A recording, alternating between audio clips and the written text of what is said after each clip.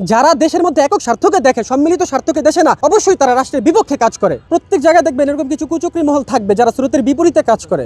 তাদের চাওয়া পাওয়া হচ্ছে একটা সুন্দর জিনিসকে নস্যাৎ করে দেওয়া। কালকে যারা সংবাদ সম্মেলন করেছে, হ্যাঁ, তা ঠিক এই স্টুডেন্টগুলাই এরাই সেন্ট্রাল ইউনিভার্সিটির বিপক্ষে সংবাদ সম্মেলন করেছে। তারা বলেছে যে, তারা তখন বলতো যে আমরা ঢাবির অধীনেও থাকতে চাই না, আবার আমরা সেন্ট্রালেও যেতে চাই না, আমরা আমাদের নিজস্ব একটি বিশ্ববিদ্যালয় তৈরি করতে চাই, তিতুমির ইউনিভার্সিটি। এবং তারা তাদের একক স্বার্থকে দেখেছে, তারা সম্মিলিত স্বার্থকে দেখে নাই। যারা দেশের মধ্যে একক স্বার্থকে দেখে, সম্মিলিত স্বার্থকে দেখে না, অবশ্যই তারা রাষ্ট্রের বিপক্ষে কাজ করে, ঠিক আছে? এবং তাদের কোনো অধিকার নাই যে বৃহৎ একটি স্বার্থকে ধ্বংস করে তাদের একার স্বার্থকে প্রতিষ্ঠিত করা, এটা তাদের কোনো অধিকার নেই।